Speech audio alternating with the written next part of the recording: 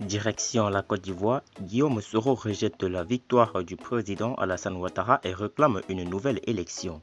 Alors pour plus de détails, après le générique.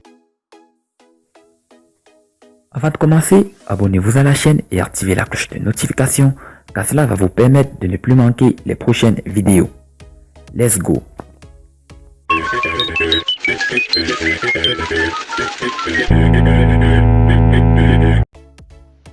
En exil en France, Guillaume Soro refuse de reconnaître la victoire d'Alassane Ouattara à l'élection présidentielle du samedi 31 octobre 2020.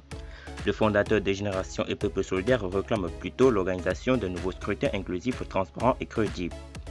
Guillaume Soro conteste la réélection d'Alassane Ouattara. Alassane Ouattara et Guillaume Soro se livrent aujourd'hui une véritable guerre après avoir été très proches.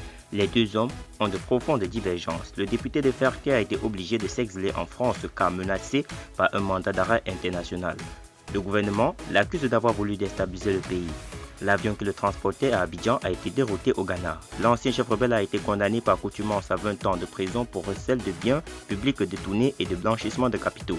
Après avoir clamé que l'élection présidentielle n'aurait pas lieu à la date prévue, Soro Guillaume rejette la victoire d'Alassane Ouattara.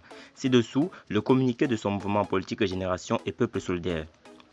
Communiqué des Générations et Peuple Solidaire suite à la proclamation définitive des résultats de l'élection présidentielle du 31 octobre 2020. Le lundi 9 novembre 2020, le Conseil constitutionnel ivoirien a sans surprise déclaré régulier et validé le soi-disant scrutin présidentiel du 31 octobre 2020, donnant pour vainqueur le candidat illégal et illégitime Alassane Ouattara. Le faisant, le Conseil constitutionnel parachève ainsi la forfaiture dont il s'est rendu complice depuis le début du processus électoral visant le renouvellement du mandat présidentiel. Génération et Peuple Solidaire rejettent avec la dernière énergie cette décision infondée du Conseil constitutionnel et ne saurait reconnaître la qualité de président de la République de Côte d'Ivoire à M. Alassane Ouattara, dont le mandat est échu depuis le 31 octobre 2020.